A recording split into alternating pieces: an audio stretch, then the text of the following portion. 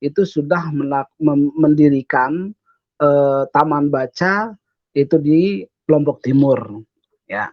Nah, itu taman baca yang kami dirikan di Lombok Timur itu yang dimana dulu diinisiasi kami inisiasi ingin menampung teman-teman yang sudah sarjana nih. Ya, ini prolog dulu nih teman-teman yang sudah sarjana karena saya nggak tahu kasus di Jogja karena kalau di Jogja itu mah itu udah apa namanya masyarakatnya sudah maju gitu ya, mungkin tingkat ekonominya lebih bagus daripada tempat kami. Nah, sehingga eh, fakta pada saat itu adalah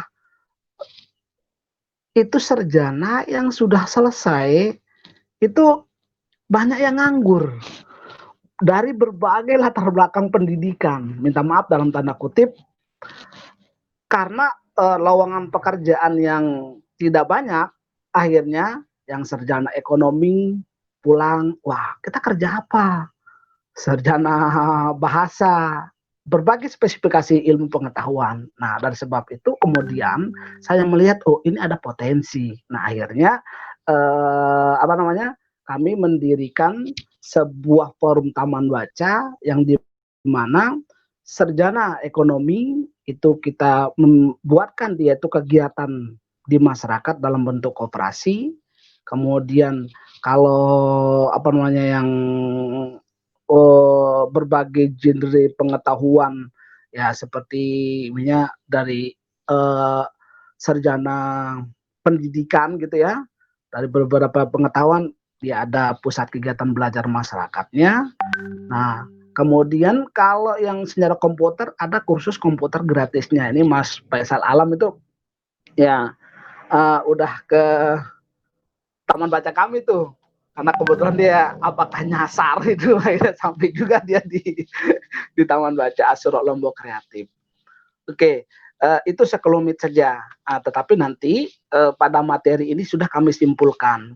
Boleh dibukakan materinya Mas Faisal? Ya. Oke. Nah, jadi materi ini berdasarkan pengalaman saya ketika merintis apa namanya taman baca dan ketika kami sudah eh, melihat beberapa fenomena di Provinsi NTB.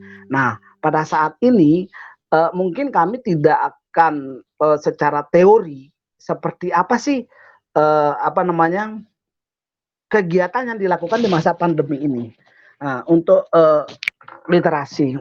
Nah, tapi kalau kami tidak akan bercerita secara teori, mungkin teman-teman di sini lebih paham, lebih mengetahui, tetapi kami akan bercerita apa yang sudah kami lakukan, kemudian apa yang lebih diminati oleh masyarakat. Nah, ini dia nih. Apa yang lebih diminati? Kata minat itu adalah ada dampaknya. Nah, makanya tepat sekali judul yang diberikan sama Mas Faisal Alam ini membangun budaya literasi di masa pandemi. Oke, next Mas. Nah, sebelumnya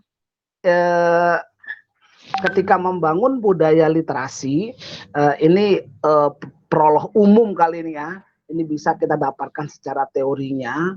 Ini hal yang biasa, iya. Pertama itu adalah kita harus mengenal kebutuhan masyarakat. Nah, mengenal kebutuhan masyarakat ini harus kita lihat yang pertama kalau yang sudah kami lakukan dan beberapa teman-teman literasi di NTB itu ada sekitar 200 sekian taman baca. Itu yang pertama yang harus diperhatikan di dalam mengenal kebutuhan masyarakat adalah bagaimana budayanya. Nah, budaya itu mencakup beberapa aspek. Ya, jadi di antaranya juga bagaimana letak geografisnya. Nah, setelah itu apa pekerjaannya masyarakat. Nah, karena budaya, letak geografis maupun pekerjaan masyarakat ini akan mempengaruhi cara pikir masyarakat. Nah, nih, karena cara pikir masyarakat itulah kemudian nih dari bagaimana dia itu cara pikirnya. Nah, itu akan mempengaruhi nanti bagaimana sikapnya. Nah, baru kemudian yang kedua itu kami melakukan identifikasi apa peluang dan tantangan.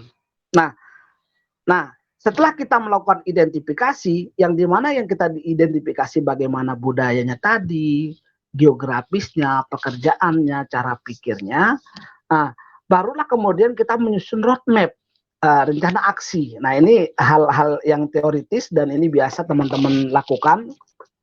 Nah, uh, baru kemudian yang keempat itulah bagaimana kita actionnya. Nah di sini next mas, oke.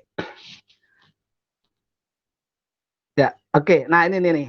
Nah ini yang sangat penting yang perlu mau kami sampaikan di sini. Nah, kebutuhan masyarakat itu secara umum itu dibagi menjadi dua. Nah, bagi yang sudah teman-teman penggiat ini sudah hal yang lumrah dan biasa, tetapi bagi yang teman-teman mungkin yang masih studi saat ini perlu diperhatikan. Nah, jadi kami biasanya mengklasifikasikan itu masyarakat menjadi dua. Ada yang masyarakat sekolah, ada yang masyarakat sudah selesai sekolah atau yang saya istilahkan sajalah itu masyarakat umum. Nah, kalau masyarakat yang sekolah itu baik dari tingkat PAUD sampai kepada perguruan tinggi, biasanya kebutuhannya itu adalah itu kepada apa namanya, literasi baca tulis. Nah nih, ya bisa misalnya kalau anak prasekolah dari membaca nyaring, pelatihan menggambar, robotik, kemudian belajar drama, puisi dan lain sebagainya. Nah, itu banyak itu harus mendukung apa kegiatan daripada apa namanya kegiatan pembelajarannya. Kalau dia seorang pendidik, nah ini pengalaman kami di Lombok ini. Ketika seorang guru, minta maaf nih dalam tanda kutip, mungkin dia guru honorer, dia tidak mau ketika dia disuruh untuk membaca buku atau menghatamkan sebuah buku begitu ya, itu kalau buku itu tidak bermanfaat baginya. Nah, akan tetapi kalau pada satu sekolah itu, contoh kasusnya nih, satu sekolah datang pengawas sekolah. Pengawas itu kalau dia itu di Departemen Agama, ya itu dari depaknya. Kalau dia itu apa namanya dari Dikbudnya, yang SMP itu SMA itu dari Dikbudnya datang ke sekolah itu dan disuruh dia harus memperbaiki perangkatnya. Maka dengan serta merta guru itu akan mencari sumber referensi bagaimana untuk membuat analisa pembelajaran, bagaimana dia itu membuat perangkat pembelajaran yang baik dan benar versi pengawas itu. Nah, bisa saja satu pengawas itu memiliki versi yang berbeda, pendapat yang berbeda dalam tata penyusunannya. Nah, tetapi karena pengawas yang misalnya dia itu di Kementerian Agama mintanya seperti ini, misalnya gitu kan, satu versi A, kita istilahkan saja, maka guru itu harus menyusun versi A. Nah, artinya guru itu harus belajar. Nah, karena dia didesak oleh pengawas, maka dia belajar. Nah, ini loh. Nah, intinya di sini adalah dia itu akan mau belajar apabila sesuatu itu akan mau belajar dalam tanda kutip membaca atau menulis, itu ada manfaat baginya. Itu kalau akronim di sebuah buku ambak gitu ya, apa manfaat bagiku. Nah, kalau dia itu tidak memiliki manfaat, maka nonsen. Jangan bermimpi kita bisa mengajak masyarakat membaca, jangan bermimpi mengajak apakah masyarakat usia sekolah membaca, kalau yang kita suguhkan itu adalah tidak ada manfaat baginya. Nah, bagaimana kalau masyarakat umum? Nah, ini nih. Kalau masyarakat umum itu yang biasa kami lakukan, nanti kami akan klasifikasikan di sini. Bisa dia itu ya biasalah juga ada baca tulis. Kalau yang masih apa namanya idealisnya itu kita bisa ngajak baca puisi. Nah, tetapi yang sangat penting itu adalah seperti yang sudah kami lakukan itu ada itu literasi finansial. Literasi finansial kebetulan kami kemarin pada tahun 2019 kita melakukan rapat anggota tahunan koperasinya. Nah, itu dari semua anggota kita. Nah, ketika itu kita bisa apa namanya? Memberikan dampak yang nyata dalam bentuk sisa hasil usaha. Nah, jadi taman baca kita kebetulan dia itu juga memiliki apa namanya? Yang bergerak di bidang literasi finansial itu kita itu memiliki koperasi. Nah, ini sangat penting. Nah, karena seperti saat ini ketika masa pandemi. Nah, ketika masa pandemi, masyarakat banyak yang dalam tanda kutip tidak bisa beraktivitas. Tetapi kebutuhan hidupnya itu harus dipenuhi. Nah, sehingga karena dia tidak bisa beraktivitas, maka tidak ada pendapatan. Nah, ketika dia itu tidak ada pendapatan, maka dia butuh bagaimana memajukan ekonominya, mungkin meningkatkan modalnya melalui literasi finansial ini. Nah, nanti di sesi tanya jawab mungkin kita akan lebih banyak nih berdiskusi nih. Nah, kemudian literasi pertanian. Nah, ini kalau kebetulan di Lombok Timur itu kan mayoritas nih petani nih. Banyak daerah pertanian. Nah, bagaimana kita mengedukasi masyarakat, memberikan kepada masyarakat itu memberikan solusi atas apa yang dihadapinya. Nah, dari permasalahan pertanian itu. Nah, kemudian ada literasi kerajinan tangan, ada literasi handicraft dan banyak sekali. Nah, ketika kami rangkum dalam kegiatan, bisa di next Mas? Ya. Ya, nah ini dia ini. Nah, ketika kami rangkum dalam sebuah kegiatan literasi, maka berbentuklah kemudian ada beberapa kegiatan yang sudah kami lakukan. Nah, ini nih. Nah, yang pertama kita ini kami istilahkan namanya kuliah literasi. Nah, kuliah literasi ini sering kita lakukan kayak diskusi virtual saat ini. Nah, itu kan kuliah literasi. Itu bisa kita melalui WAG kayak sekarang ini kita pakai Google Meeting. Nah, ini hal yang sangat pragmatis kita lakukan melalui diskusi-diskusi online. Permasalahannya satu, yang kami alami di sini adalah ini masyarakat kita tidak semua masyarakat yang kita sasar itu memiliki kuota. Nah, ini masalahnya nih. Ini masalahnya nih. Ketika dia tidak memiliki, tidak dalam tanda kutip, karena mereka tidak merasa butuh, akhirnya dia tidak memiliki kuota untuk ikut berpartisipasi nih. Nah, ini gimana caranya? Nah, ini di sini kami manfaatkan ada CSR dari koperasi kami untuk bekerja sama dengan tempat-tempat WiFi. Nah, itu kan biasanya itu 1 jam itu kita bayar 1.000 tuh. Nah, kita bayarin itu di sana. Nah, sehingga dia bisa menikmati kuota gratis gitu pada saat itu.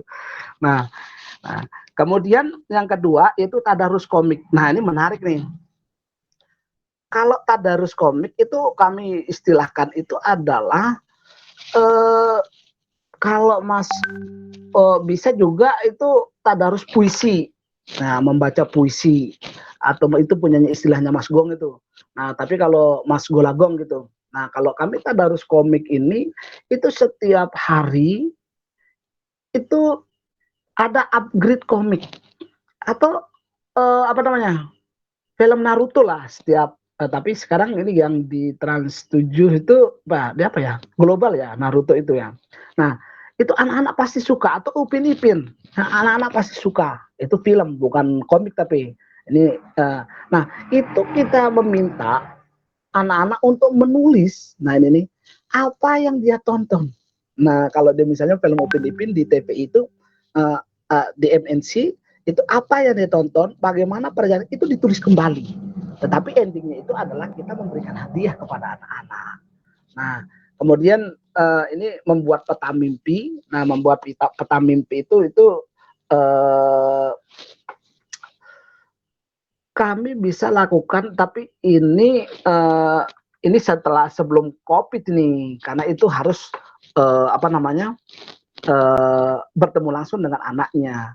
Itu bisa saja peta mimpi itu, misalnya si anak, anak, kamu mau apa?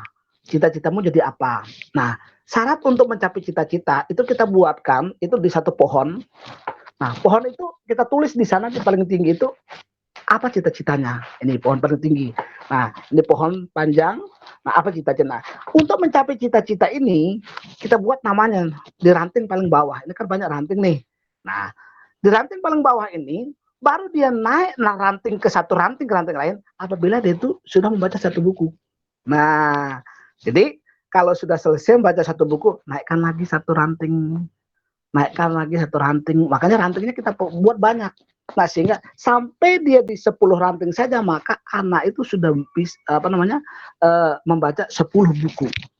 Nah, kemudian ya sebisa mungkin kalau dia anak masih sekolah dasar ya kita minta membuat apa namanya kalau belum resensi ya resumenya lah gitu ya, kesimpulannya lah gitu loh.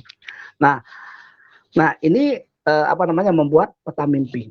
Nah, ini yang sangat biasa kita minta anak itu menulis aktivitas setiap hari. Nah, ini sederhana, tetapi ini agak rumit. Kenapa agak rumit? Karena harus kita itu bekerja sama dengan orang tuanya. Kalau tanpa dukungan daripada orang tua, ini agak kita selaku penggiat literasi agak sulit. Karena apa yang dilakukan setiap hari, maka nanti orang tua itu akan menyetor. Nah, kita minta dia itu menyetor apa namanya buku catatan hariannya, dan insya Allah kita pun juga mudah-mudahan akhir pandemi ini itu buku catatan harian itu bisa kita bukukan itu dari anak-anak setelah kita apa namanya sortir, revisi gitu kan. Nah kemudian setelah buku catatan harian ini terkumpul, ini kita sampling aja. Misalnya satu komunitas itu ada 30 anak. Nah, itu pakai 30 anak. Nggak mungkin sasaran kayak kami, anggota kami ribuan, ya sekitar 1.000 sekian anggota koperasi kami, taman baca kami, termasuk anggota koperasi, itu tidak mungkin semuanya dilibatkan. Tidak mungkin. Tetapi kita pilih aja dulu, sampling. Boleh. Misalnya target 20 anak. Setiap hari dia menulis. Nah, sehingga setelah dia menulis itu nanti bisa kita bukukan. Nah, kemudian membuat puisi dari film. Nah, ini menarik nih. Nah, saat ini anak-anak kita itu kalau nggak main di gadget, ya kan, nggak main di gadget, dia itu pasti nonton TV. Dia yang ditonton TV itu adalah film. Kalau dia anak, ya mungkin film anak-anak. Kalau orang dewasa, itu mungkin nontonnya film-film dewasa. Tetapi untuk meningkatkan literasi baca tulisnya, bagaimana strategi kita? Kami selaku penggiat literasi itu adalah, kita di sana ada peluang untuk mengajak mereka membuat puisi dari film yang dia tonton itu. Nah, ini sederhana sekali dan ini ternyata ini banyak diminati oleh anak-anak muda. Nah, ini anak-anak muda, ini ketika kita anak-anak muda kita kemudian apalagi ini membuat puisi dari film ini itu berhadiah pulsa, berhadiah voucher pulsa. Waduh, makin luar biasa itu, dan itu sampai kami kewalahan itu mencari voucher pulsanya. Nah, kalau ini semua bidang, semua yang berikutnya ini menemukan kata mutiara dari koran dan bahan baca lainnya, ini semua jenjang, semua usia ini bisa lakukan. Nah, seperti apa model kerjanya menemukan kata mutiara dari koran dan bahan baca lainnya? Ini bertujuan mengedukasi kita untuk membaca apa yang kita temukan. Nah, dari apa yang ditemukan itu, kemudian pasti akan menemukan ada kata-kata bijakkah, mungkin ada kata-kata motivasikah, itu ditulis. Nah, ditulis, tetapi itu tergantung strategi daripada penggiat literasi, tapi kami pakai modelnya bulanan. Bulan itu gimana? 1 bulan kata-kata mutiara atau kata-kata hikmah atau kata-kata motivasi yang didapatkan, baik mungkin sumbernya koran bekas, atau mungkinnya nemu pamflet di jalan, atau mungkin ngelihat tagline di TV dan lain sebagainya. Tapi dia tulis per 1 bulan tuh di store, dan yang menyetor itu mendapatkan hadiah buku. Nah, ini nih. Nah, dan itu berdasarkan pengalaman kami itu sangat menarik untuk meningkatkan daripada keinginan masyarakat untuk membaca. Nah, ini nih yang sangat penting kemudian di masyarakat nih. Tadi saya katakan bahwasanya masyarakat atau siapapun dia, kita tidak mungkin mau melakukan sesuatu hal itu kalau tidak ada manfaat bagi diri kita sendiri. Seorang petani tidak mau dia itu mencangkul dari subuh petang, ya kan, sampai mungkin siang bolong, itu mencangkul di tengah terik matahari yang sangat panas sekali kalau itu tidak ada manfaat baginya. Maka kemudian kita penggiat literasi yang sangat penting adalah melakukan pendampingan. Nah ini nih, contoh kasus kami di anggota koperasinya misalnya di bidang usahanya apa? Kalau dia pedagang kecil, UMKM, nah bukan saja dia itu mendapatkan pinjaman modal usaha dari koperasi Taman Baca, tetapi dia juga kita dampingi apa bentuk kegiatan usaha yang dilakukan. Ketika di masa pandemi, minat awal-awal pandemi dulu itu awal-awal 2 bulan yang lalu itu orang belanja nggak ada. Sementara kalau UMKM itu misalnya dia masakan kuliner kalau nggak laku kan basi. Nah ini gimana? Nah kita ini dari Taman Baca melakukan pendampingan kepadanya. Nah bisa kita yang beli.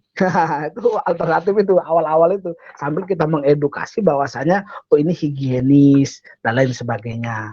Nah ini mungkin pemantik diskusi dari kami dan mungkin nanti di sesi tanya jawab ini akan lebih menarik untuk kita bisa diskusikan bersama. Tetapi tadi saya katakan bahwasanya ini hal yang sudah kami lakukan di rata-rata itu di Provinsi NTB dengan kegiatan teman-teman Taman Baca kami di Provinsi NTB.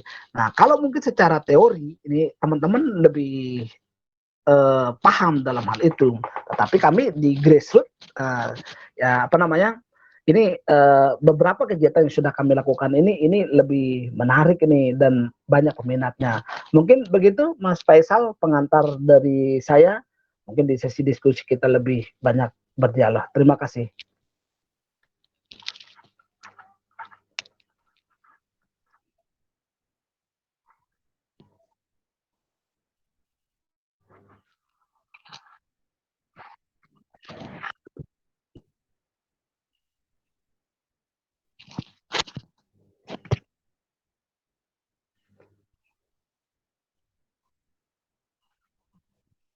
Oh. Iya, iya, iya.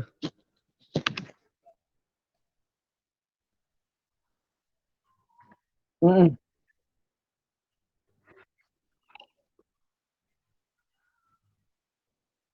betul.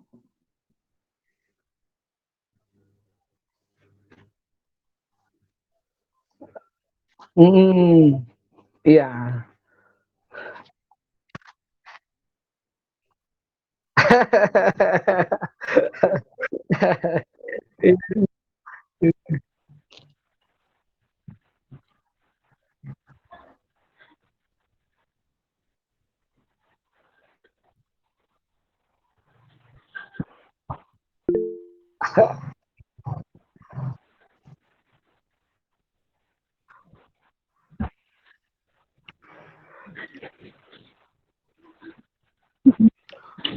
Assalamualaikum warahmatullahi wabarakatuh. Waalaikumsalam warahmatullahi wabarakatuh.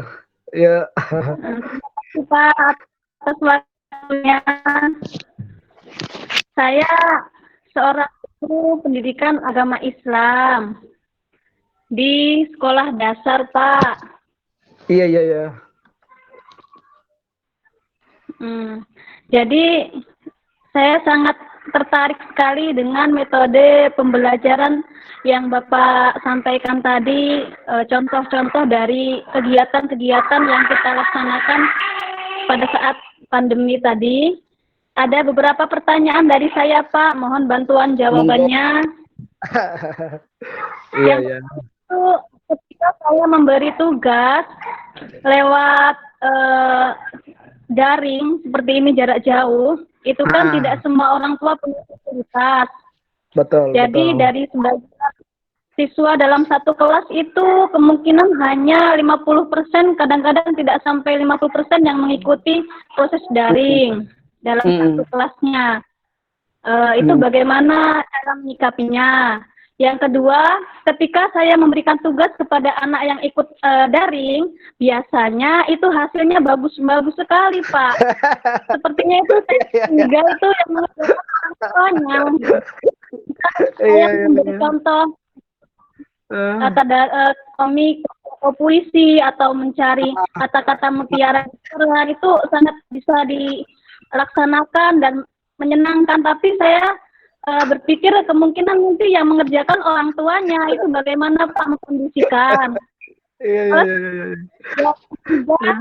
Tentang tadi Pak, misalnya nanti ada siswa yang memenuhi target penugasan, dia mengerjakan aktif, kemudian layak untuk diberi apresiasi, pulsa atau hadiah apapun, itu dananya itu dari kita pribadi sendiri atau kita mengajukan kepada Bapak. Terima kasih Pak, itu pertanyaan saya. Assalamualaikum. Oke, salam. Iya. Ah. Oke, saya langsung jawab Mas Faisal ya.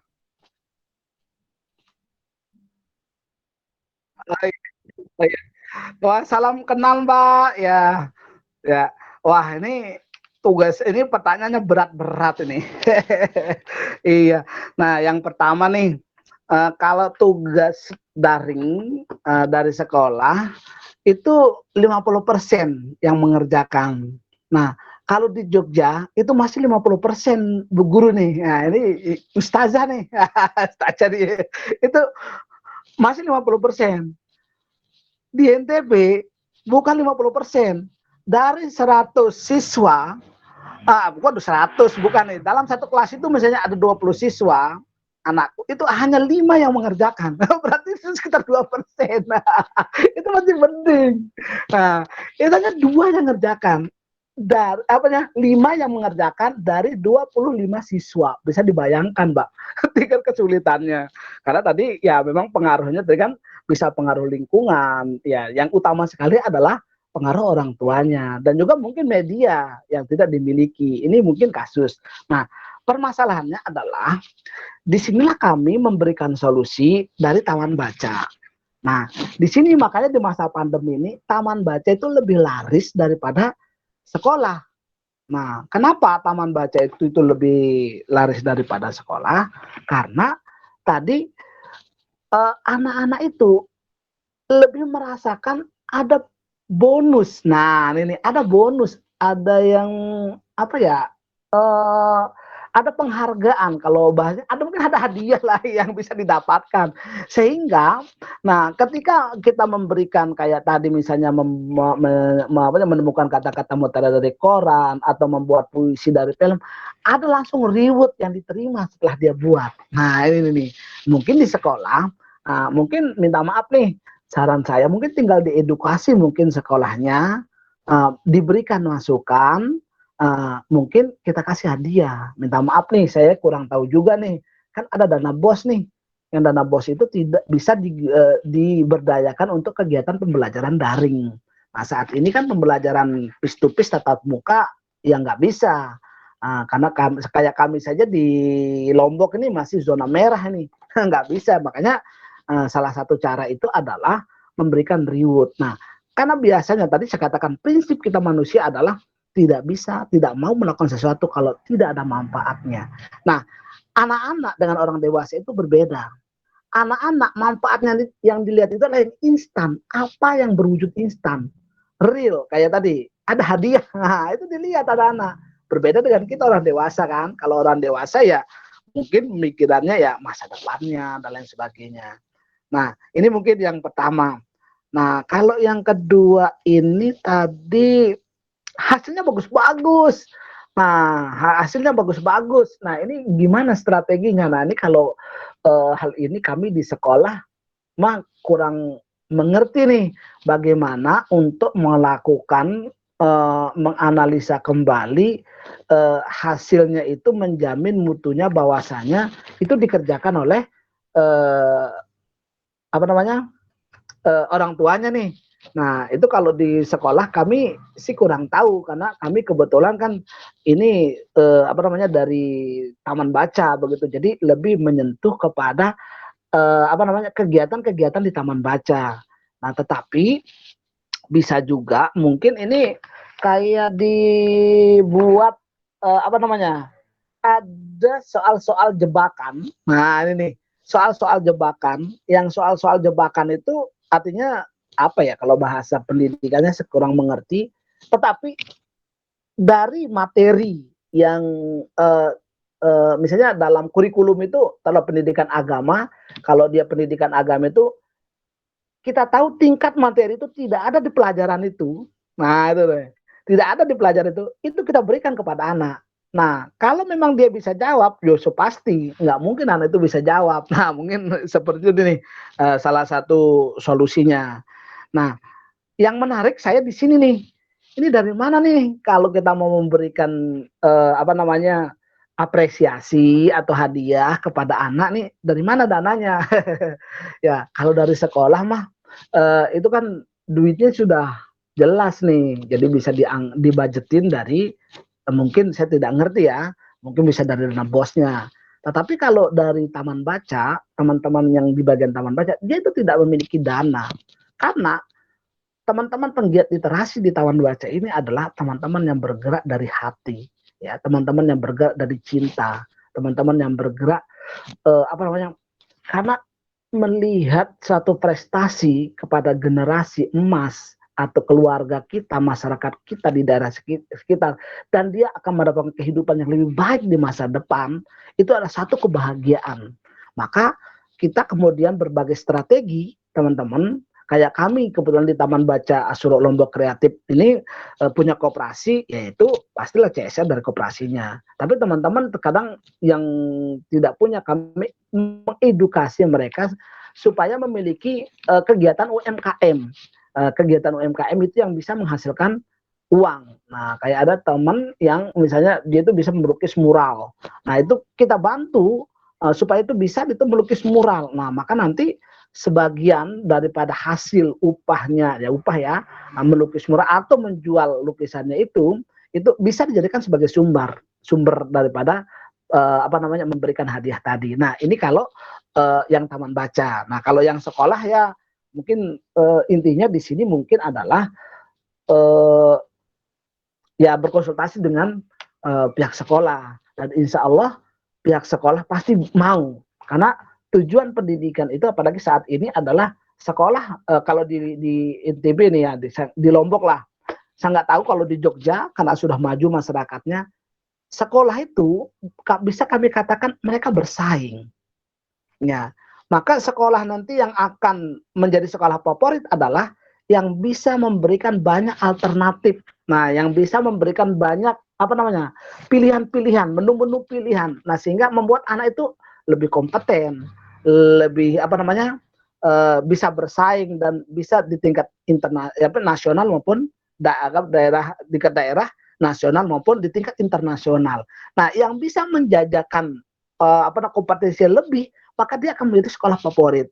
Nah, bisa jadi karena di masa pandemi ini bisa berkreasi, keluar dari out the box, keluar dari kotak nyamannya, memiliki kegiatan, sekolah itu dilihat hidup oleh wali muridnya. Nah, mungkin tahun ajaran baru ini akan lebih banyak lagi siswanya. Mungkin gitu Mas Faisal. Iya, iya, iya, iya. Saya kembalikan ke Mas Faisal dulu.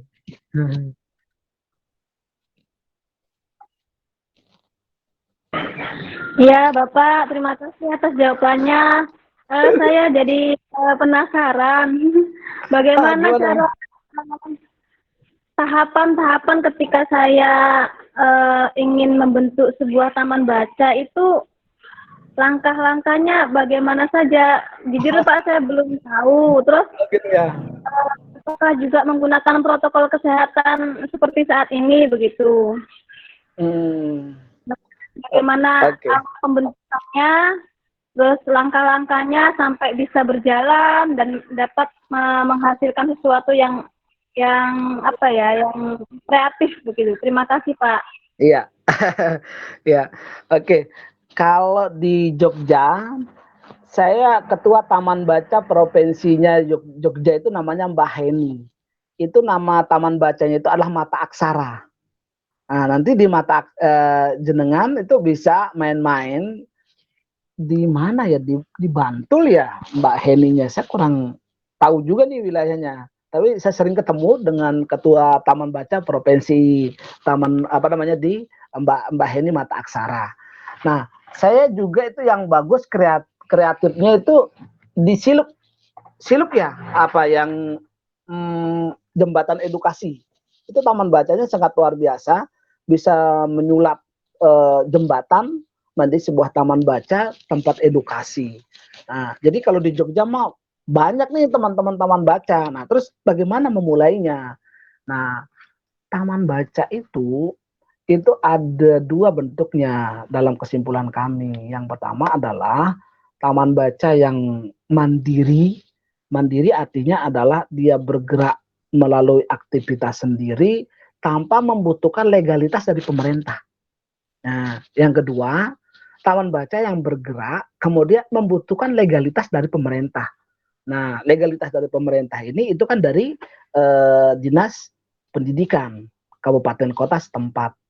Nah, ketika ada legalitas, kemudian dia memiliki apa namanya badan hukum, dia memiliki NPWP, nah barulah kemudian taman baca ini berhak untuk meminta haknya. Nah, apa haknya? Yaitu kalau minta maaf nih, haknya itu di pemerintah itu adalah mendapatkan pembinaan. Nah, pembinaannya itu bagaimana bentuknya? Pembinaannya ada dua. Bisa pembinaannya dalam bentuk bantuan buku bacaan atau manajemen pengelolaan buku bacaan, mengklasifikasikan buku ke dalam klasifikasinya. Bisa juga bentuknya dalam bentuk pendirian taman baca. Tahun 2019 kebetulan taman baca di NTB itu kami membantu mendirikan 3 taman baca dengan dana yang diberikan itu per satu taman baca itu berapa ya, 30 juta kan, nggak ya, benar-benar 30 jutaan itu. Nah, tapi punya legalitas, itu izin dari apa namanya, dinas pendidikan setempat begitu. Nah, begitu Mbak ya.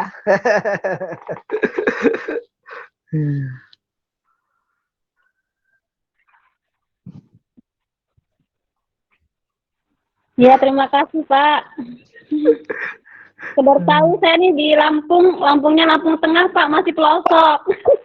Walah. Nanti saya pergi ke Jogja, saya sering ke Jogja loh. Saya Iya. sering ke Jogja. Mau main-main nih sama Mas Faisal itu kan. Apalagi di Jogja itu mah, wah, suhunya di sana. Saya banyak belajar nih. Kalau Lampung ini ya, ya kapan-kapan Bapak nanti bisa ke Lampung juga, Pak. Bagaimana keadaan di Lampung, Lampung Tengah, di daerah-daerah yang pedalaman-pedalaman itu. Ah, ah. Sama NTB juga gitu toh. NTB Oh, juga iya. gitu. Ya, Pak. Terima kasih Pak wawasannya, Pak. Banyak sekali wawasan yang diberikan oleh Bapak. Terima kasih.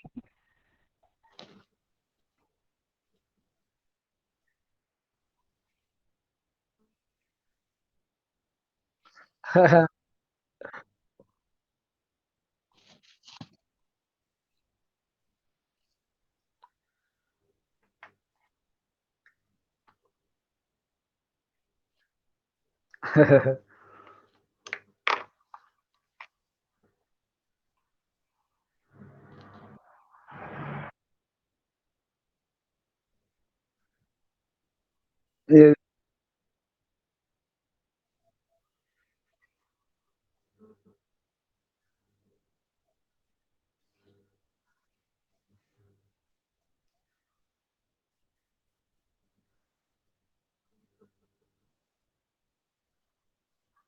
Ah,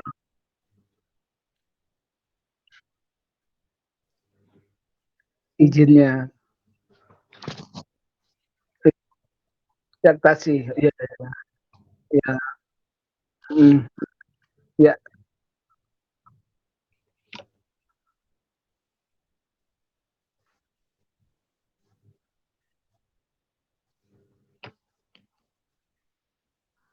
Hmm,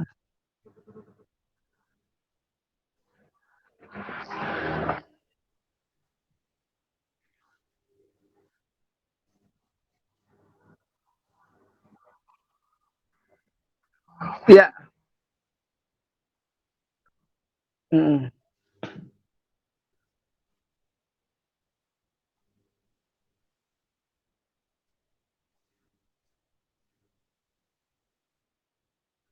mm.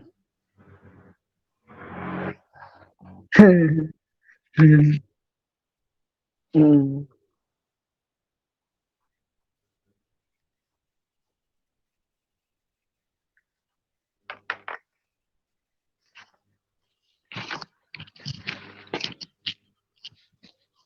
mm, iya, iya, iya, iya, iya.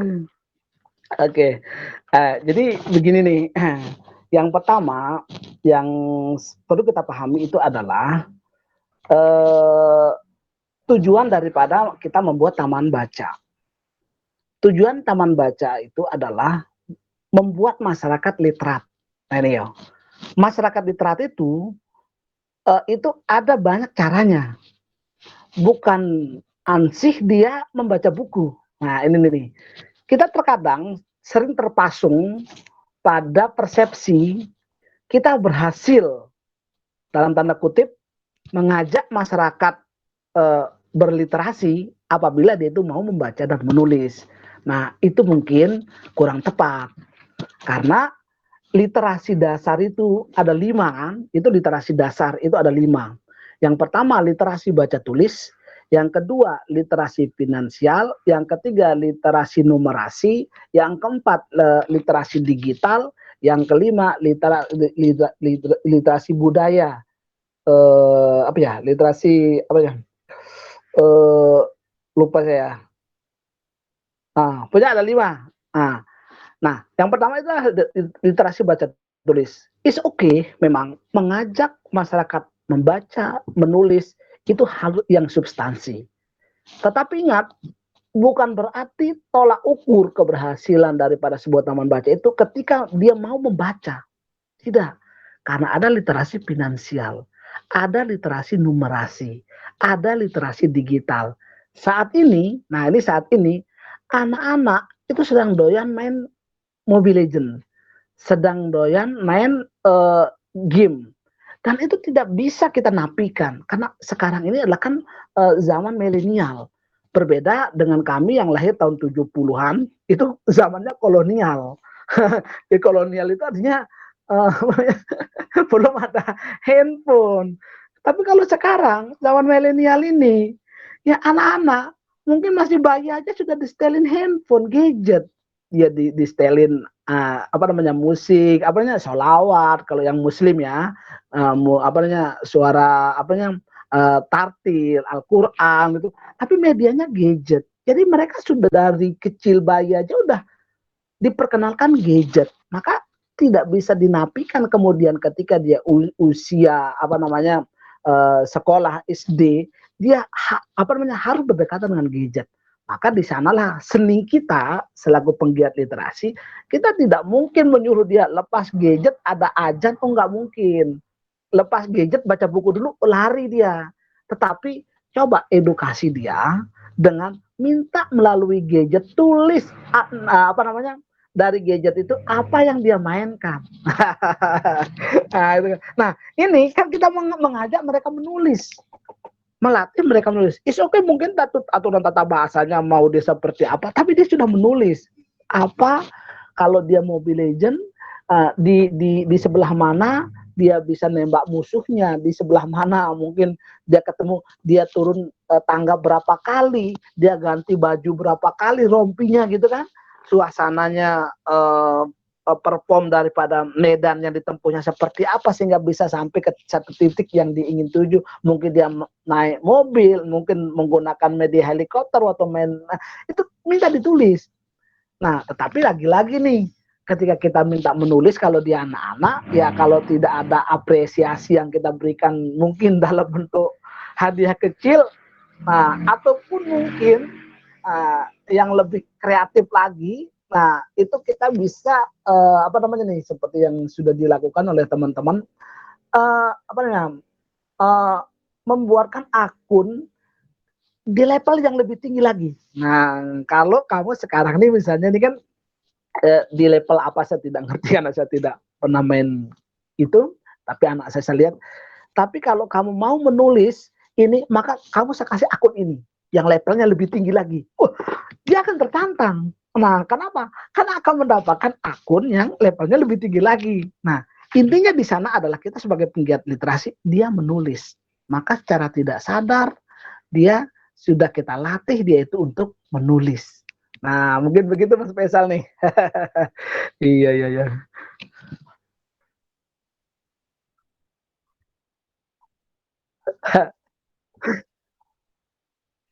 Uh,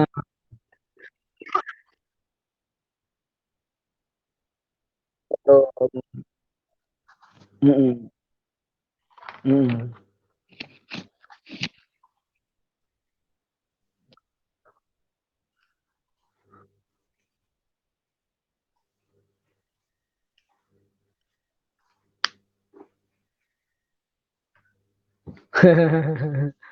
Iya. Iya. Satu lagi, saya Ya, tambah nih halo Mas Mas. Faisal. Oh, monggo, monggo. Ya.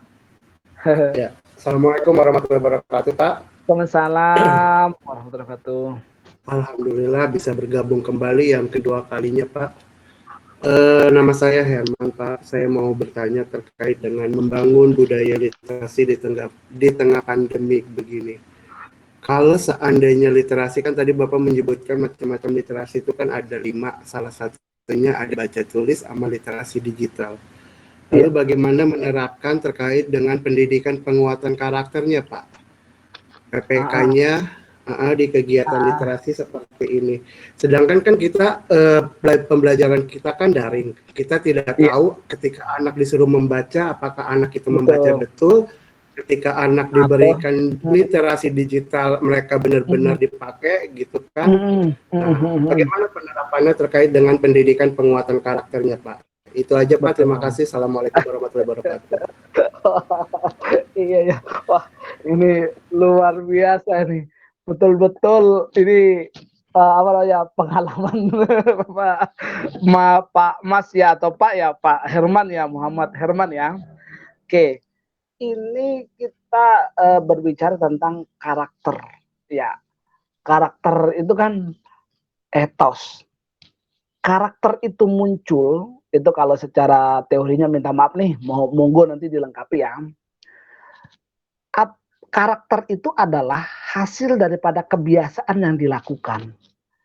Kebiasaan yang dilakukan itu terjadi dari apa yang sering dia itu pikirkan. Apa yang sering dia itu pikirkan itu muncul dari apa yang sering dia lihat atau apa yang sering dia dengar. Nah, kalau kalau saya balik, apa yang sering kita lihat, apa yang sering kita dengar, itu yang sering kita pikirkan. Apa yang sering kita pikirkan, maka itu yang sering kita lakukan. Apa yang sering kita lakukan dan kita lakukan berulang-ulang, maka itulah tabiat kita, itulah watak kita. Kalau lebih tinggi, itulah karakter kita.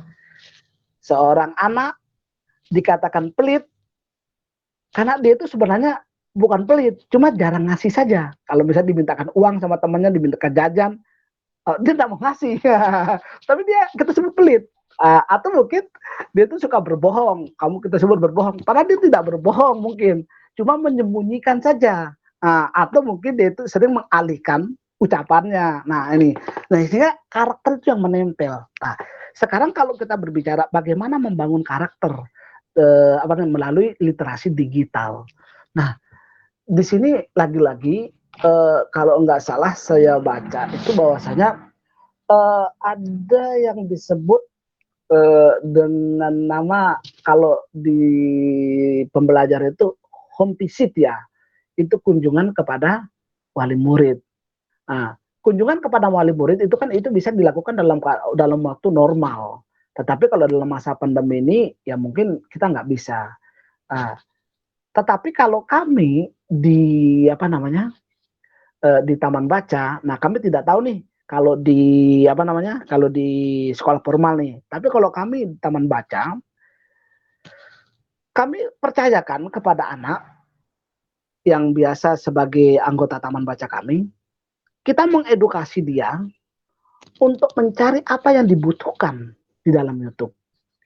Itu kita tidak menutup kemungkinan anak itu mungkin nanti akan mencari konten-konten yang tidak bermanfaat baginya. Seperti konten-konten yang mungkin kekerasan atau minta maaf dan tanda kutip seksual dan lain sebagainya. Tapi justru sebenarnya ketika anak usia 17 tahun atau 18 tahun harus dia mengetahui konten itu. Mengetahuinya bukan berarti kita harus memberitahu dia bahwasanya apa bahaya, apa manfaatnya. Nah, kalau secara psikologinya dia misalnya sampai melakukan hal yang tidak diinginkan, nah, apa mudaratnya bagi dia. Nah, kita harus lebih dulu maju selangkah, memberikan informasi kepada mereka apa kira-kira kemungkinan yang terjadi kalau dia lakukan.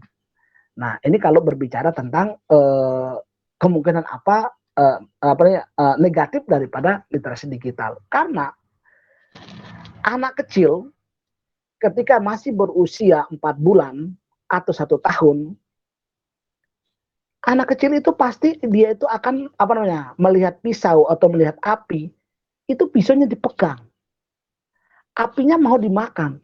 Kenapa apinya itu mau dimakan? Kenapa pisaunya mau dipegang? Karena dia tidak mengetahui kalau api itu berbahaya untuk dirinya. Pisau itu dia itu tidak tahu bisa menyayat tangannya. Nah, begitu juga kalau dalam dunia digital saat ini, anak itu bisa saja tidak mengetahui apa bahaya. Misalnya kalau dia masuk melihat konten-konten yang negatif tadi. Nah, justru kita, nah ini peran aktif kita, mengasih tahu dia. Nah, mengasih tahu ini loh dampaknya. Kamu bisa seperti ini. Nah, ini. Nah, jadi mungkin kalau saya memberikan underline di sini kata attitude atau tadi karakter yang saya tangkap, kita harus lebih dahulu mengetahui apa dampak yang diakibatkan dari kalau di digital itu konten-konten yang belum layak untuk dia. Bukan mengajarinya, tetapi memberitahu apa dampak negatifnya. Nah, sehingga dengan dia mengetahui dampak negatifnya, walaupun dia lihat, dia abai dari itu semua. Nah, mungkin itu dari saya. Tetapi ini kalau kita berbicara tentang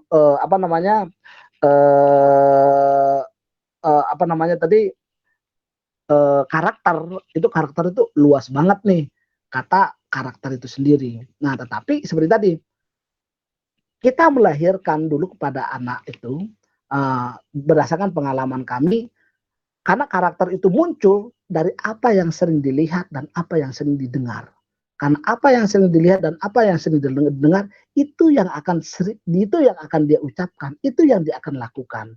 Nah, maka kita memberikan dia pendengaran yang konstruktif untuk membangun dirinya dan membangun masa depannya. Terima kasih mungkin Mas Herman nih. Oke, saya kembalikan Mas Faisal.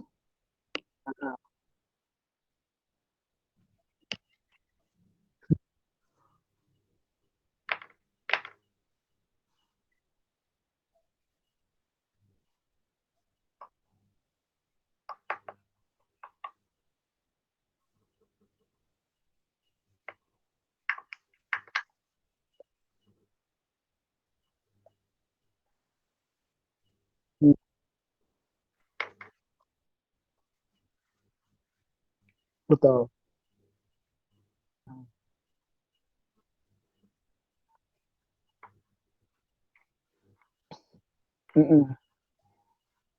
Iya, iya.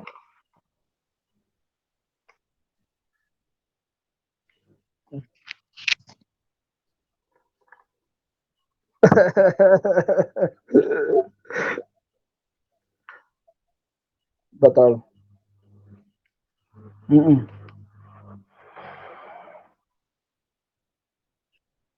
Mm-mm. Mm. Betul. Iya. Calon lah. Calon bapak. Hmm, ya, betul. Mm, betul, betul.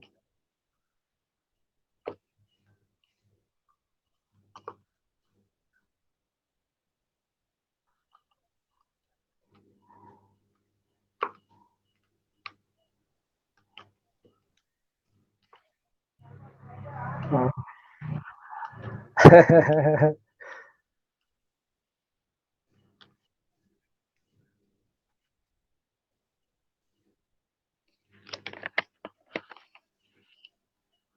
Mm,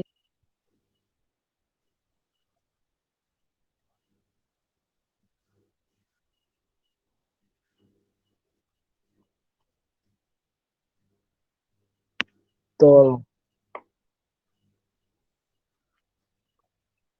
betul. Mm,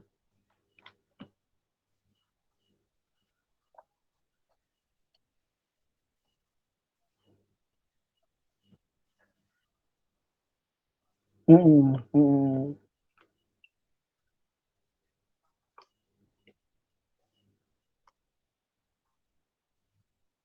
mm, mm, mm.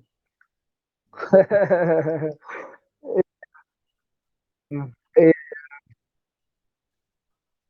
mm, iya, iya. Oke, iya. Memang benar sekali. Jadi eh, anak itu kita lahir dengan keunikan kita sendiri, ya kan? Ya, manusia itu lahir dengan bentuknya sendiri. Maka kita itu harus memahami bentuk daripada eh, manusia lainnya lah gitu ya. Dan kita tidak bisa memaksakan keinginan kita sesuai dengan yang kita inginkan. Nah, karena apabila kita memaksakan keinginan kita itu sama dengan keinginan orang lain, maka jangan bermimpi kita punya teman. Pasti kita akan dijauhi oleh teman karena keinginan kita saja kita paksakan. Begitu juga ketika kita mengajak anak. Nah, tadi saya katakan untuk membuat literasi, untuk membuat masyarakat literat itu dari berbagai usia, itu bukan ansih hanya membaca dan menulis jalurnya, tetapi bagaimana dia itu bisa dia itu bisa lebih meningkat daripada sebelumnya. Kalau dia anak misalnya masih dalam usia pendidikan, dia itu bisa lebih kompeten, apa ya, kalau bahasanya bukan kompeten ya, itu kalau dia itu kerja ya, dia itu bisa lebih pada bidang yang dimiliki. Nah, artinya begini, uh, sebuah pengalaman, apa ya, ada pengalaman saya itu di anak itu sangat malas dan nakal sekali di sekolah. Bahkan dia berhenti sekolah dengan alasan dia sering sakit dan lain sebagainya. Tetapi anehnya anak ini dia itu berhenti di kelas 2. Tapi anehnya anak ini itu setiap minggu itu mungkin 3 kali dia ganti buku, datang pinjam buku, nih ganti buku di taman baca. Artinya anak ini minat bacanya tinggi, tetapi sekolah formal dia nggak mau. Nah, maka kemudian jangan dipaksakan di sekolah formal. Mungkin spesifikasinya anak ini mau belajar lepas. Akhirnya kita sarankan diikut pembelajaran paket. Nah, berbeda kasusnya lagi. Ketika anak apa namanya kayak tadi nih disuruh baca dalam tanda kutip, dia anak ini sangat super aktif. Kalau bahasa sederhananya kami itu super aktif itu mungkin nakal kali ya, bahasa halusnya kali ya. Ya, mungkin disuruh baca, wah jangankan disuruh lihat buku aja udah dilempar. Nah, di sinilah kreativitas kita. Pada sifat seperti ini, pasti ada potensinya anak ini. Di bidang apa dia?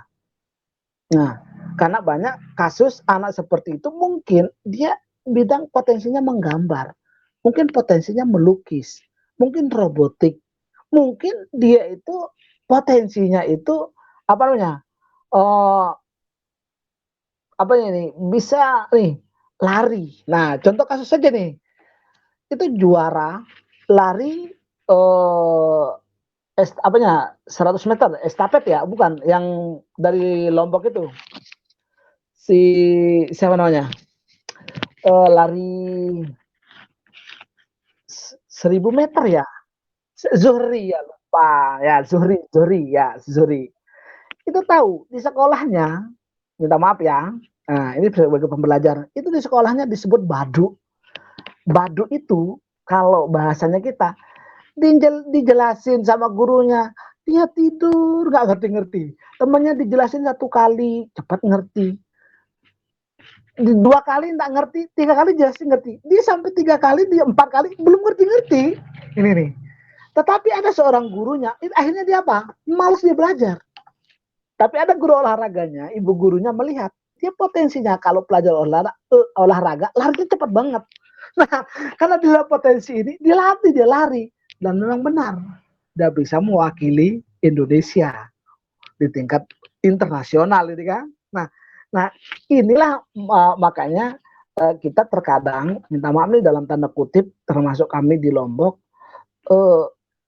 pendidik itu wawasannya nggak luas. Nah ini nih, selaku orang tua, bukan pendidik nih, mungkin Mas Faisal juga calon bapak nih, harus kita memiliki wawasan yang luas. Luas artinya di sini adalah bisa melihat potensi apa yang dimiliki oleh anak itu, bukan memaksakan apa yang saya inginkan. Bayangkan saja, mungkin pengalaman kita atau di antara kita di sini adalah ada pengalaman dulu disuruh kuliah yang diinginkan oleh orang tua kita. Bagaimana perasaannya? Coba. Nah, harus yuk kuliah misalnya di bidang elektronik. Padahal kita benci banget loh itu spare part dan lain sebagainya. Nah, begitu juga. Maka apa yang terjadi? Ya kita menolak lah. Nah, begitu juga pada anak. Nah, ketika kita memaksakan kehendak kita, ya dia menolak. Nah, tetapi ketika kita masuk pada yang dia senangi, keprisi Zuhri itu kan, dia bakatnya lari, tapi kalau urusan matematika mah, urusan pelajaran, dia ngantuk di kelas. Tapi ketika dia lihat potensinya lari, maka dia bisa menemukan titik suksesnya melalui bakatnya itu sendiri. Nah, maka di sini adalah bagaimana kita bisa melihat kita bisa melihat potensi apa yang dimiliki oleh orang lain gitu kan. Karena tadi kita lahir dengan keunikan kita sendiri gitu kan. Nah, mungkin begitu Mas Faisal.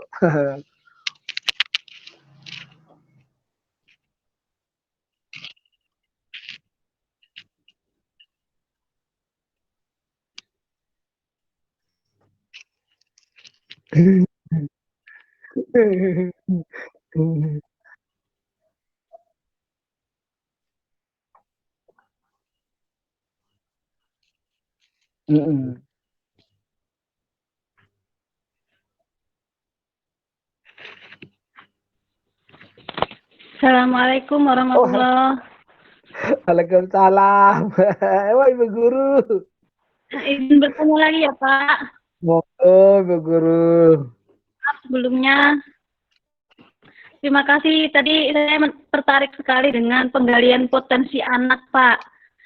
Yang ingin saya tanyakan itu bagaimana caranya atau metode apa saja yang bisa kita gunakan sebagai orang tua di rumah atau sebagai pendidik ketika di sekolah itu, cara untuk mengetahui setiap anak itu potensinya apa saja. Misalnya metodenya apa gitu. Usia sekolah dari 7 tahun sampai dengan belasan tahun itu menggali potensinya, kita triknya apa saja begitu. Terima kasih Pak.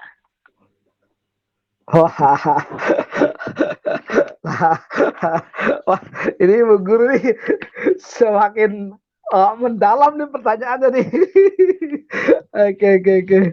Nah, ini bagaimana caranya untuk menggali potensi anak?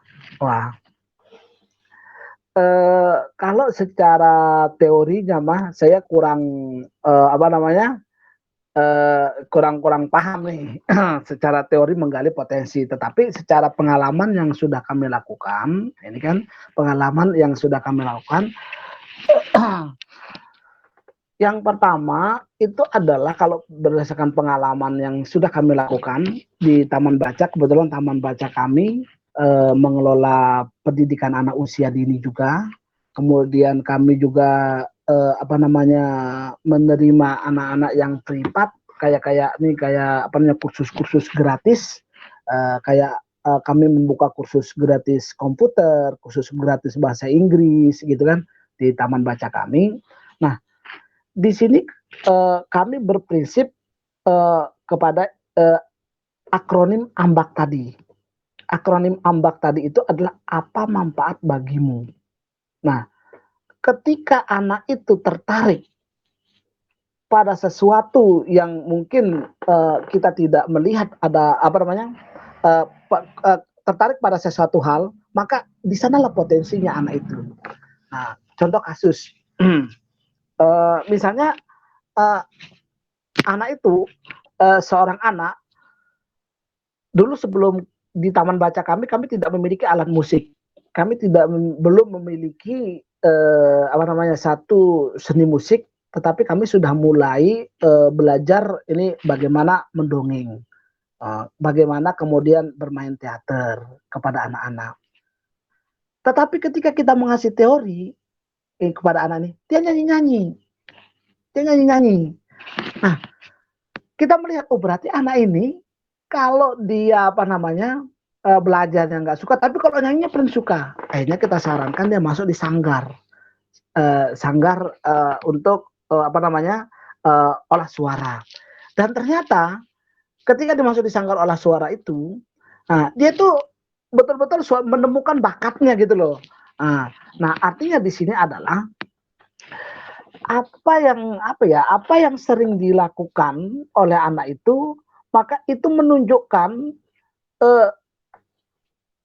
kalau bakat, karena kalau bakat itu kan bisa dicipta. Karena kalau teori umumnya itu adalah lingkungan tidak menciptakan manusia, tetapi manusialah yang menciptakan lingkungan itu sendiri. Walaupun is okay, memang kita ketahui adalah yang membentuk karakter kita itu diantaranya itu adalah lingkungan itu sendiri. Tetapi jangan kemudian kita terpasung oleh lingkungan yang bentuk kita, tapi bagaimana caranya kita bisa membentuk lingkungan itu sendiri sesuai dengan yang kita inginkan, yang mendukung potensi kita dan yang mendukung sukses kita. Nah, jadi kalau pengalaman kami di Taman Baca tidak begitu banyak membentuk karakter anak nih di Taman Baca nih, karena kami kan spesifik ini tidak menangani anak dalam satu kelas, tapi kita menangani anak dari berbagai latar belakang pendidikan nih, dari anak PAUD, anak SD, anak SMP, anak SMA, sampai kepada nenek-nenek. Ini nenek-nenek kita ada pembelajaran juga pada nenek-nenek ini. Nah, sehingga bervariasi. Tapi kalau secara spesifik bagaimana menemukan potensi bakat anak, ya mungkin kami melihat dari tadi nih, dari apa yang sering dilakukan. Nah, kalau secara teorinya saya kurang mengerti tuh gimana teorinya. Nah, mungkin begitu Ibu Guru. Iya, iya, iya.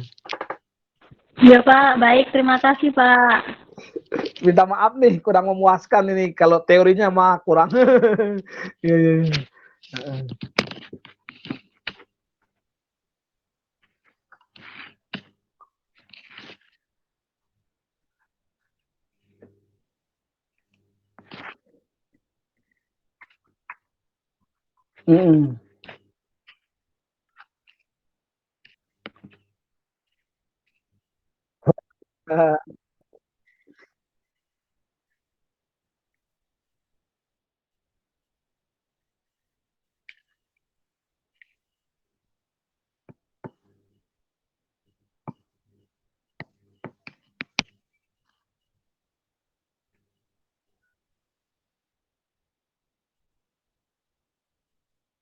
Betul, betul, betul, kita share ya, sharing. Hmm.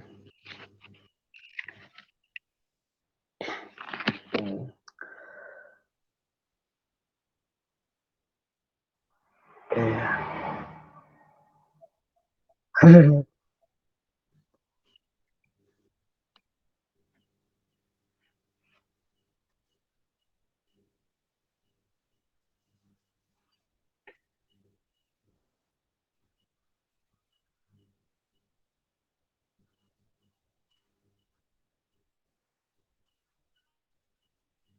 Oh gitu.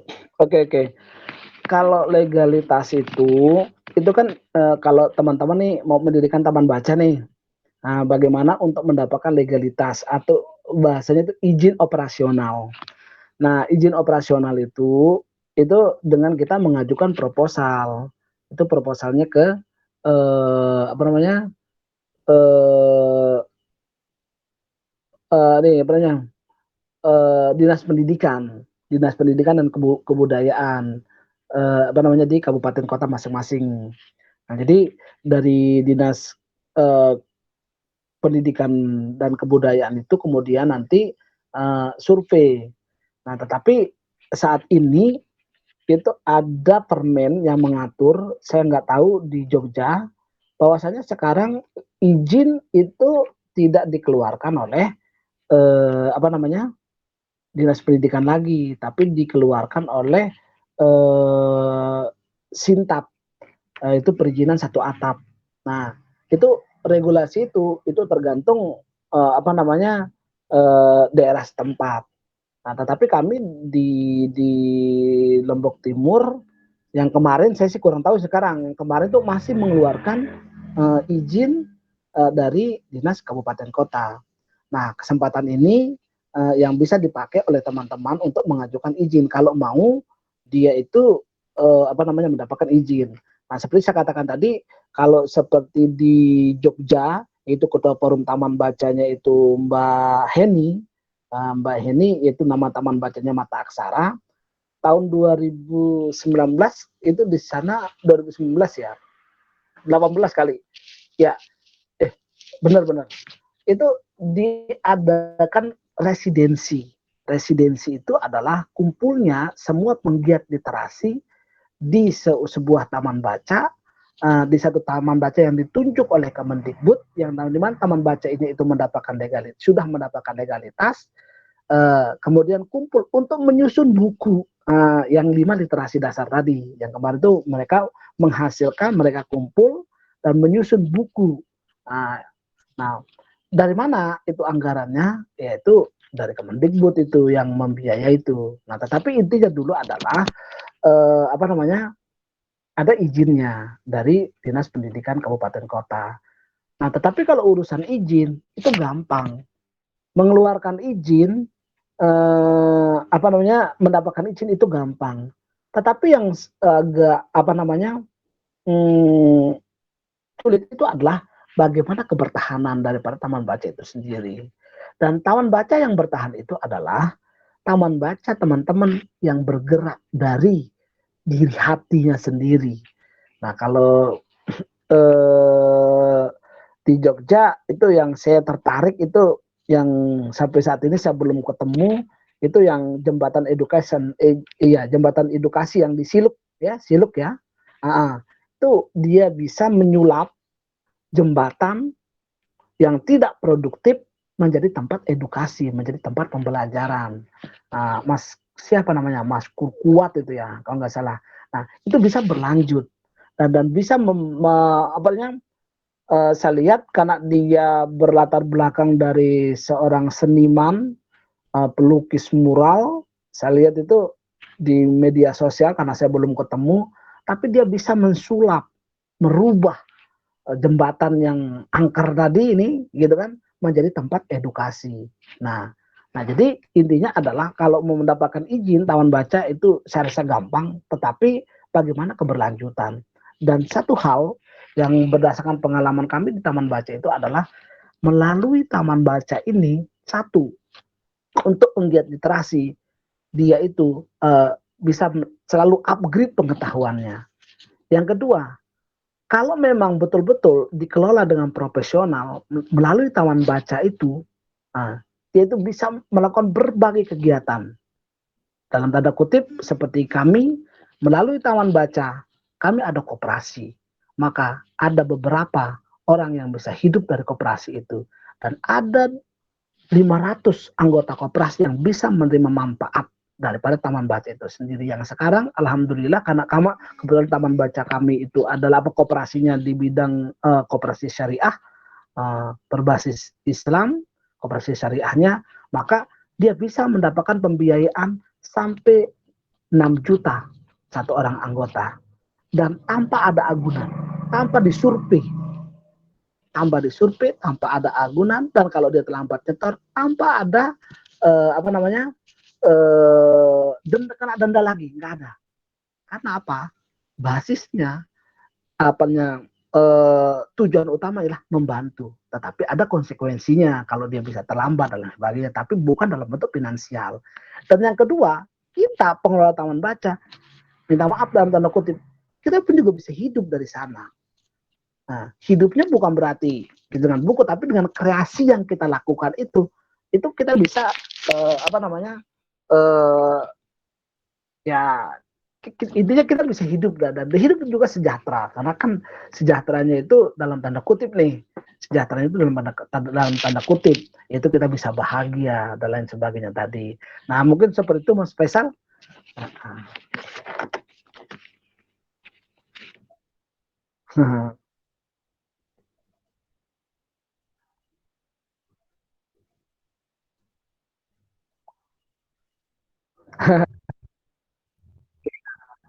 Iya, iya.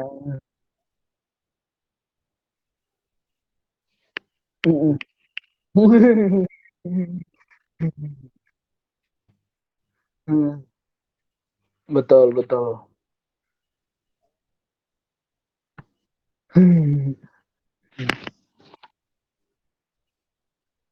Iya.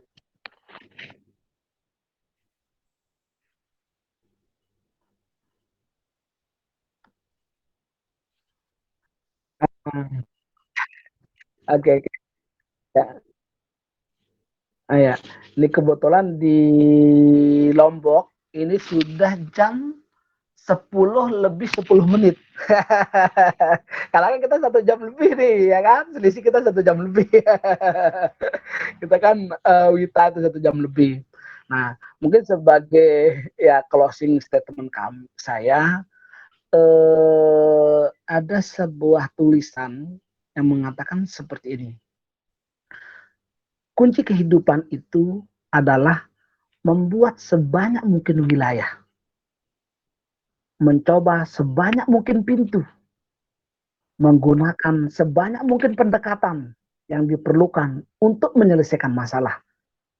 Jika Anda berjalan dalam satu program, jika Anda berjalan dalam satu program, jika Anda berjalan pada satu pekerjaan, ini kalau pekerjaan ada pada satu profesi, nah, atau bekerja pada satu strategi, maka Anda sama efektifnya seperti mobil yang melaju dengan satu gigi.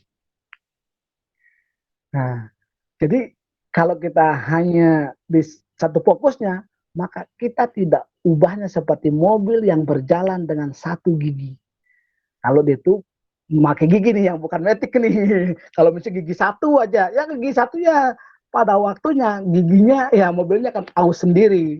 Tetapi ketika kita banyak kreasi, apalagi di taman baca, minta maaf nih kalau di Jogja mungkin yang ceritanya teman-teman sarjana atau mungkin juga guru, kalau kita hanya di satu profesi itu dan kita mungkin eh, apa namanya nyaman di profesi itu tapi tidak bisa mengembangkan diri, maka hanya kita sebagai guru aja yang didapat.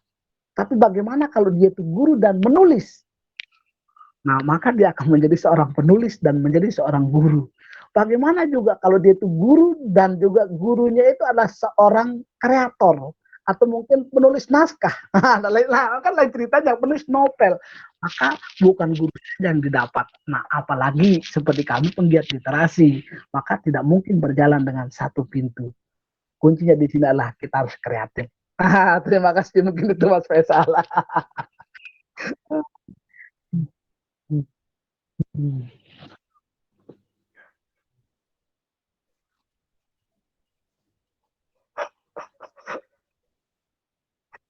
Betul. Iya. Uh,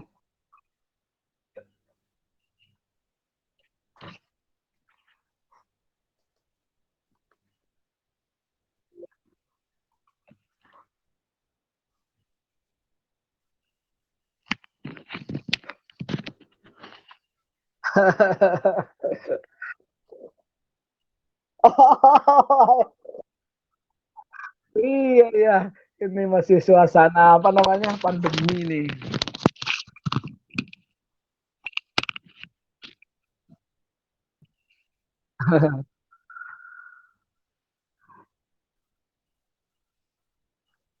Betul. Mm.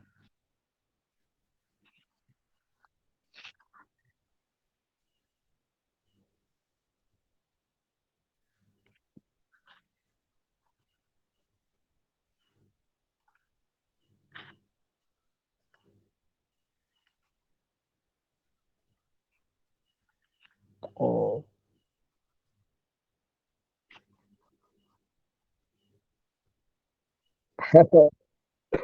Oh.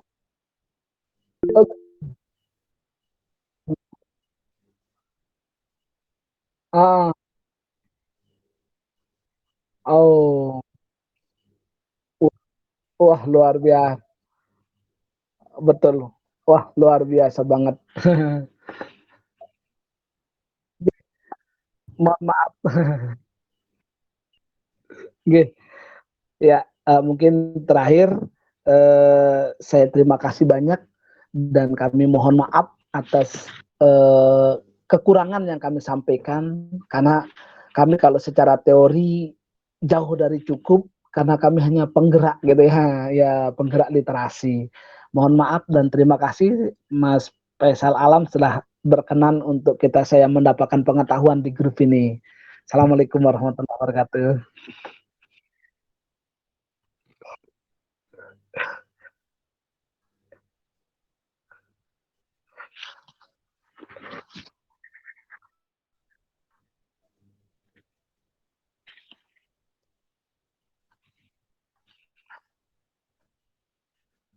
Siap siap.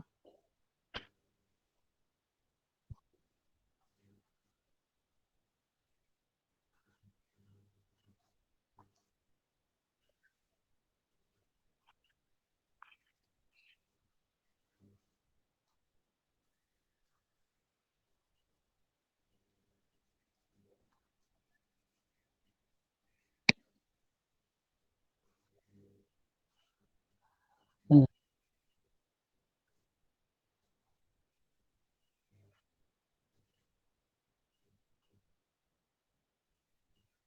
Waalaikumsalam warahmatullahi wabarakatuh. Yes. Waalaikumsalam warahmatullahi wabarakatuh.